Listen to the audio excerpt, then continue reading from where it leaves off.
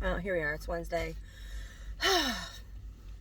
November 16th, 2022. I'm Larissa, and I'm out and about, and I gotta sit and wait now for a little bit for something. We're gonna continue reading John Steinbeck's To a God Unknown. I'm wearing my Warsaw, Krakow, Hamtramck, Detroit t-shirt today, and because I saw that there was a missile that hit Poland. And first they said it was Russia, and then they said it was Ukrainian. It's like, I don't think Ukraine would go out of its way to try to, hit another country, right?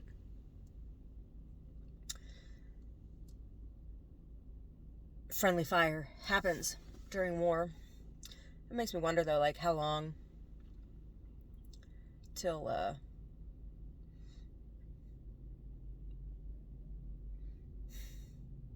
you know? And I also think about Poland. I think about Polish people that I've known, both as a child and as an adult. My personal relationship with Polish culture, and there's a lot of similarities between a lot of Eastern European cultures. My Papper's family were Slovak, are Slovak. And he also spoke Polish. And he spent time in Hamtramck when he was in the military, right? He did. My grandfather lived in Hamtramck for a while. He told me that.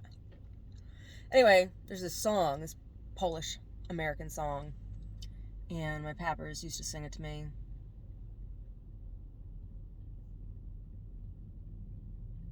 He used to play it. Right? It's a song he used to play. It's a song he helped write.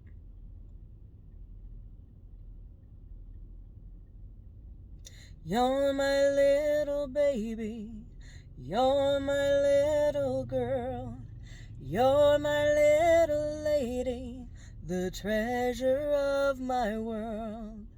When you're sad and tired and you begin to cry, that's when I will sing you my Polish lullaby. Aj, klotki dwa, serce bury obydwa. Aj, tatuci, trulalu. The song has like a bazillion, it's a folk song, and it has like a bazillion choruses, right? It tells the story going on and on and on about as the little girl grows up and the relationship and yada yada yada. Tatutsi, with her tatutsi. Anyway, it could be also interpreted, it's one of those songs that is kind of endearing in a way from a father or grandfather to a daughter, or in a romantic relationship, right? Tatutsi. Tatutsi translates to hey daddy, to like daddy-o, right? Not papa or daddy or father or grandpa, but to daddy-o. Anyway, Zadzik. Zadzik means grandfather. It's grandpa. Zadzik. Anyway, John Steinbeck, To a God Unknown. Chapter 13. Joseph went into the dark barn and walked down the long gallery behind the stalls toward the lantern hanging on its wire. As he passed behind the horses, they stopped their rhythmic chewing and looked over their shoulders at him, and one or two of the more lively ones stamped their feet to draw his attention.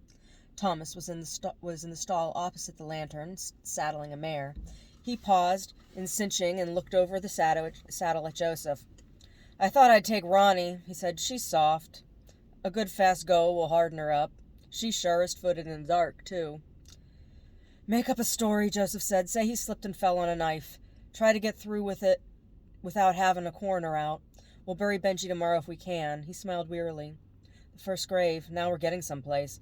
Houses and children and graves. That's home, Tom. Those are the things to hold a man down. What's in the box stall, Tom?" Only Patch, Thomas said. I turned the other saddle horses out yesterday to get them some grass and to stretch their legs. They weren't being worked enough. Why are you riding out tonight? Yeah, I'm riding out. You're riding after Juanito.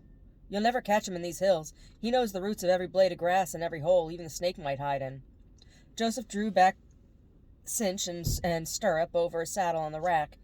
He lifted it down by horn and cantle. Juanito is waiting for me in the pines, he said. But Joe, don't go tonight. Wait until tomorrow when it's light, and take a gun with you. Why a gun? Because you don't know what he'll do. These Indians are strange people. There's no telling what he'll do. He won't shoot me, Joseph reassured him. It would be too easy, and I wouldn't care enough. That's better than a gun. Thomas untied his halter rope and backed the sleepy mare out of the stall. Anyway, wait until tomorrow. Juanito will keep. No, he's waiting for me now. I won't keep him waiting. Thomas moved on out of the barn, leading his horse. I still think you better take a gun, he said over his shoulder. Joseph heard him mount and trot his horse away, and immediately there was a panting rush. 2 young coyotes and a hound dashed out to follow him. Joseph saddled Big Patch and led him out into the night and mounted. When his eyes cleared from the lantern light, he saw that the night was sharper. The mountain flanks, rounded and flesh-like, stood out softly in shallow perspective, and a deep purple essence hung on their outlines. All of the night, the hills, the black hammocks of the trees, were as soft and friendly as an embrace. But straight ahead, the black arrow-headed pines cut into the sky. The night was aging toward dawn, and all the leaves and grasses whispered and sighed under the fresh morning wind.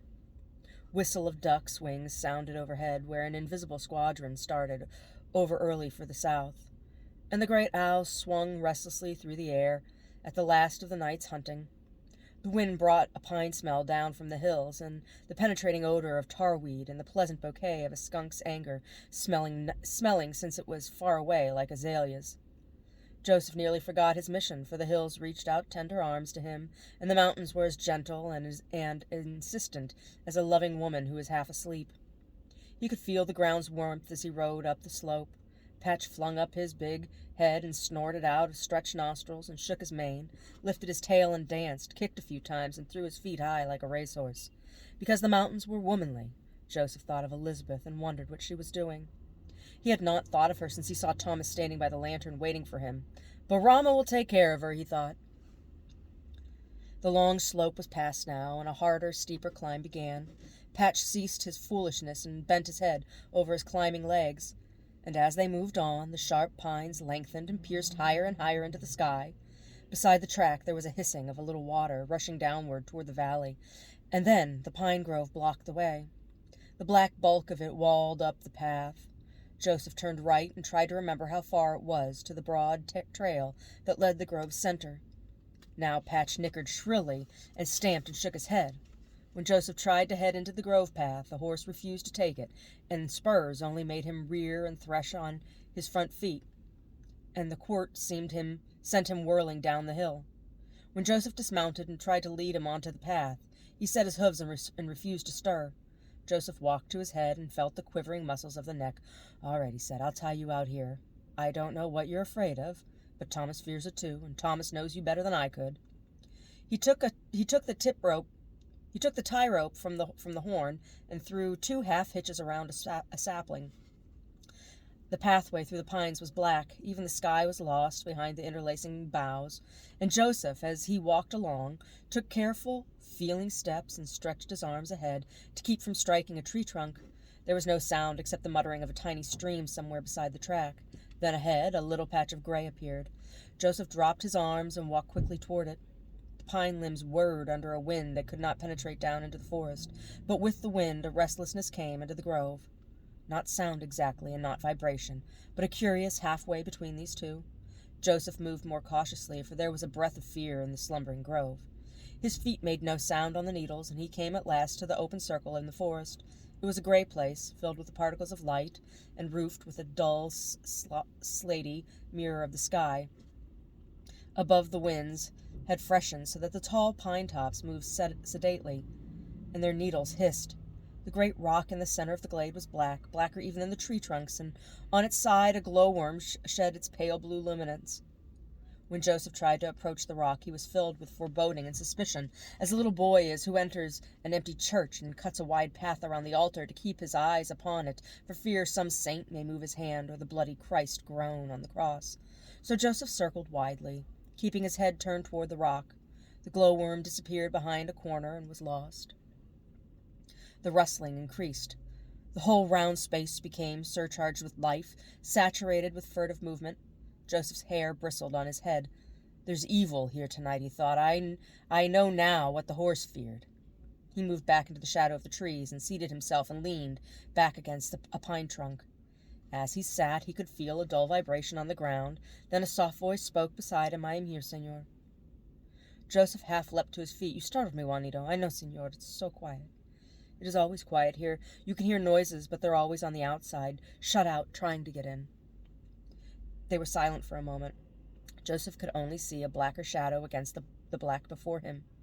You asked me to come, he said. Yes, senor, my friend. I would have no one do it but you. Do what, Juanito? What do you want me to do? What you must, senor. Did you bring a knife? No, Joseph said wonderingly. I have no knife. Then I will give you my pocket knife. It is the one I used on. It's the one I used on the calves. The blade is short, but in the right place it will do. I will show you where. What are you talking about, Juanito? Strike with the blade flat, my friend. Then it will go between the ribs, and I will show you where, so the blade will reach. Joseph stood up. You mean I am to stab you, Juanito? You must, my friend. Joseph moved closer to him and tried to see his face and could not. Why should I kill you, Juanito? I killed your brother, senor, and you are my friend. Now you must be my enemy. No, Joseph said. There's something wrong here. He paused uneasily, for the wind had died out of the trees, and silence, like a thick fog, had settled into the glade, so that his voice seemed to fill up the air with unwanted sound. He was uncertain. His voice went on so softly that part of the words were whispered, and even then the glade was disturbed by his speaking. There is something wrong. You did not know it was my brother. I should have looked, senor. No, even if you had known, it would make no difference. This thing was natural. You did what your nature demanded. It is natural, and it is finished. Still, he could not see Juanito's face, although a little gray of dawn was dropping into the glade. I do not understand this, senor, Juanito said brokenly. It is worse than the knife. There would be a pain like fire for a moment, and then it would be gone. I would be right, and you would be right, too. I do not understand this way. It is like prison all my life. The trees stood out now, with a little light between them, and they were like black witnesses. Joseph looked to the rock for strength and understanding. He could see the roughness of it now, and he could see the straight line of silver light where the little stream cut across the glade. It is not punishment, he said at last. I have no power to punish. Perhaps you must punish yourself if you find that among your instincts you will act the course of your breed as a young bird dog does when it comes to the point where the birds are hidden, because that is in its breed. I have no punishment for you. Juanito ran to the rock, then scooped up water and drank it from his hands, and he walked quickly back. This water is good, senor. The Indians take it away with them to drink when they are sick. They say it comes out of the center of the world. He wiped his mouth on his sleeve. Joseph could see the outline of his face and the little caves where his eyes were. What will you do now? Joseph asked. I will do what you say, senor. Joseph cried angrily. You put too much on me. Do what you wish. But I wished you kill me, my friend. Will you come back to work? No, Juanito answered slowly. It is too near the grave of an unrevenged man. I can't do that until the bones are clean. I will go away for a while, senor, and when the bones are clean I will come back. Memory of the knife will be gone when the flesh is gone. Joseph was suddenly so filled with sorrow that it hurt his chest to contain it. Where will you go, Juanito? I know. I will take Willie. We will go together. Where there are horses, we will be all right. If I'm with Willie, helping him fight off the dreams of the lonely place and the men who came out of the holes to tear him, then punishment will not be so hard. He turned suddenly in among the pines and disappeared, and his voice came back from behind the wall of trees. My horse is here, senor. I will come back when the bones are clean. A moment later, Joseph heard the complaint of stirrup leather and the pounding of hooves on pine needles. The sky was bright now, and high over the center of the glade, one little fragment of fiery cloud hung, but the glade was dark and gray yet, and the great rock brooded in its center. Joseph walked to the rock and drew his hand over the heavy fur of moss. Out of the center of the world, he thought, and he remembered the poles of a battery. Out of the heart of the world. He walked away slowly, hating to turn his back on the rock, and as he rode down the slope, the sun arose behind him, and he could see it flashing in the windows of the farmhouses below. The yellow grass glittered with dew, but now the hillsides were getting thin and worn and ready for the winter. A little band of steers watched him go by, turning slowly to keep their heads toward him. Joseph felt very glad now, for within him there was arising the knowledge that his nature and the nature of the land were the same. He lifted his horse to a trot, for he remembered suddenly that Thomas was gone to Nuestra Senora, and there was no one but himself to build a coffin for his brother. For a moment, while the horse hurried on, Joseph tried to think what Benji had been like, but soon he gave up, for he couldn't remember very well. A column of smoke was drifting out of the chimney of Thomas's house as he rode into the corral. He turned Patch loose and hung up the saddle. Elizabeth will be with Rama, he thought, and he walked eagerly in to see his new wife. 14. The winter came in early that year. 3 weeks before Thanksgiving, the evenings were red on the mountain tops toward the sea, and the bristling, officious wind raked the valley and sang around the house corners at night and flapped the window shades, and the little whirlwinds took columns of dust and leaves down the road like reeling soldiers. The blackbirds swarmed and flew away in twinkling clouds, and doves sat mourning on the fences for a while and then disappeared during a night. All day the flocks of ducks and geese were in the sky, aiming their arrows unerringly at the south, and in the dusk they cried tirely and looked for the shine of water where they could rest the night. The frost came into the Valley of Our Lady one night and burned the willows yellow and the dogwood red. There was a scurrying preparation in the sky and on the ground. The squirrels worked frantically in the fields, stirring 10 times the food they needed in the community rooms under the ground, while in the hole mouths the gray grandfather squeaked shrilly and directed the harvest. The horses and cows lost their shiny coats and grew rough with their new winter hair, and the dogs dug shallow holes to sleep in against the ground winds. And in spite of the activity throughout the whole valley, sadness hung like the blue, smoky mist on the hills. The sage was purple-black, the live oaks dropped leaves like rain, and still were clad with leaves. Every night the sky burned over the sea, and the clouds massed and deployed, charged and retreated in practice for the winter. On the Wayne ranch there was preparation too. The grass was in and the barns piled high with hay. The cross-cut saws were working on oak wood, and the splitting mauls were breaking up the sticks. Joseph supervised the work, and his brothers labored under him. Thomas built a shed for the tools and oiled the plowshares and the harrow points, and Burton saw to the roofs and cleaned all the harnesses and saddles. The community woodpile rose up as high as the house. Jenny saw her husband buried on a hillside a quarter-mile away. Burton made a cross, and Thomas built a little white paling fence around the grave, with a gate on iron hinges. Every day for a while, Jenny took some green thing to put on the grave, but in a short time even she could not remember Benji very well, and she grew homesick for her own people. She thought of the dances and the rides in the snow, and she thought how her parents were getting old. The more she thought about them, the greater their needs seemed, and besides, she was afraid of this new country now that she had no husband. And so one day Joseph drove away with her, and the other Waynes watched them go. All her possessions were in a traveling basket, along with Benji's watch and chain and the wedding pictures. In King City, Joseph stood with Jenny at the railway station, and Jenny cried softly, partly because she was leaving, but more because she was frightened at the long train trip. She said, "You'll all come home to visit, won't you?" And Joseph, anxious to be back on the ranch for fear of the rain might come and he might not be there to see it, answered, "Yes, of course. Sometime we'll go back to visit." Juanito's wife, Alice, mourned much more deeply than Jenny did. She did not cry at all, but only sat on her doorstep sometimes and rocked her body back and forth. She was carrying a child, and besides, she loved Juanito very much and pitied him. She sat too many hours there rocking and humming softly to herself and never crying, and at last Elizabeth brought her to Joseph's house and put her to work in the kitchen. Alice was happier then. She chattered a little sometimes, while she washed the dishes, standing far out from the sink to keep from hurting the baby. "He is not dead," she explained very often to Elizabeth. "Sometime he will come back, and after a night, it'll be just as it always was. I will forget he ever went away. You know," she said proudly, "my father wants me to go home, but I will not. I will wait here for Juanito. Here is where he will come." And she questioned Joseph over and over about Juanito's plans. "Do you think he will come back? You are sure you think that? Joseph always seriously answered. He said he would. But when? When do you think it will be? In a year, perhaps, or maybe 2 years. He has to wait. And she went back to Elizabeth. The baby can walk, perhaps, when he comes back.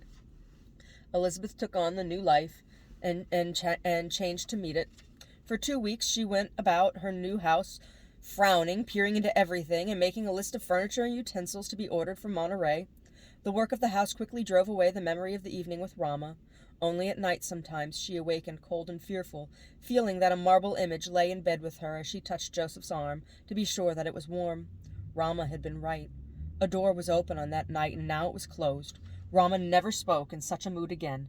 She was a teacher, Rama, and a tactful woman, for she could show Elizabeth methods of doing things about the house without seeming to criticize Elizabeth's method. When the walnut furniture arrived and all the granite-ware kettles, and when everything had been arranged or hung up, the hat rack with diamond mirrors, and the little rocking chairs, the broad maple bed and the high bureau, and the shining airtight stove that was set up in the living room with a coat of stove black on its sides and nickel polish on the silver parts. When it was all done, the worried look went out of Elizabeth's eyes, and the frown left her brows. She sang then Spanish songs she had learned in Monterey. When Alice came to work with her, they sang the songs together. Every morning Rama came to talk, always in secrets, for Rama was full of secrets. She explained things about marriage that Elizabeth, having no mother, had not learned. She told how to have boy children and how to have girl children, not sure methods, true enough. Sometimes they failed, but it did not harm to try them. Rama knew 100 cases where they had succeeded. Alice listened too, and sometimes she said, "That is not right. In this country, we do it another way." And Alice told how to keep a chicken from flopping when its head was cut off. "Draw a cross on the ground first," Alex explained, "and when the head is off, lay the chicken gently on the cross, and it will never flop, because the sign is holy." Rama tried it later and found it true, and even after that, she had more tolerance for Catholics than she had before. These were good times, filled with mystery and with ritual. Elizabeth watched Rama seasoning a stew. She tasted, smacked her lips, and with a stern question in her eyes, "Is this just right?" "No, not quite. Nothing Rama ever cooked was as good as it should have been."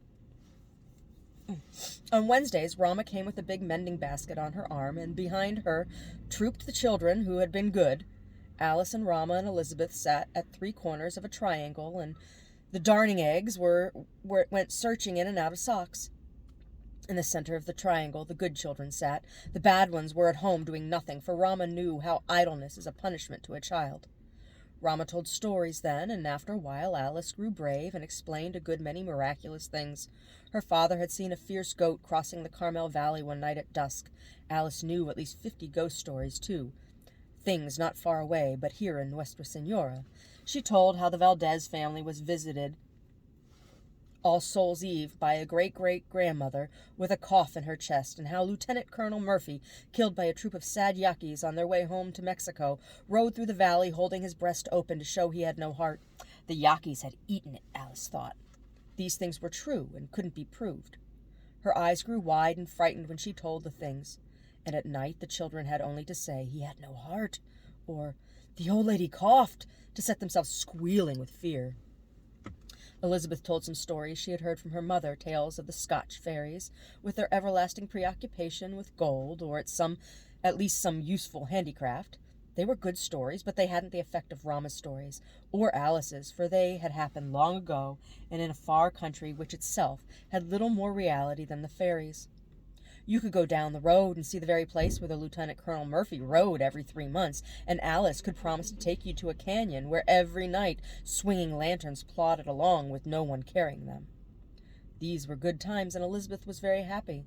Joseph didn't talk much, but she never passed him that his hand wasn't outstretched to caress her, and she never looked at him and failed to receive a slow, calm smile that made her warm and happy. He seemed never to sleep completely, for no matter what time she awakened in the night and stretched an exploring hand toward him, he took her immediately in his arms. Her breasts filled out in these few months, and her eyes grew deep with mystery. It was an exciting time, for Alice was going to have a baby, and the winter was coming. Benji's house was now vacant. 2 new Mexican riders moved out of the barn and occupied it. Thomas had caught a grizzly bear cub in the hills, and he was trying to tame it with very little success. "It's more like a man than an animal," Thomas said. "It doesn't want to learn." And although it bit him as often as he came near it, he was pleased to have the little bear, because everyone said there were no more grizzlies in the Coast Range Mountains. Burton was busy with inner preparation, for he was planning to go to the camp meeting town of Pacific Grove and to spend the following summer. He rejoiced in advance at the good emotions to be found there, and he found within himself an exultation when he thought of the time when he would find Christ again and recite sins before the gathering of people. "You can go to the common house in the evening," he told his wife.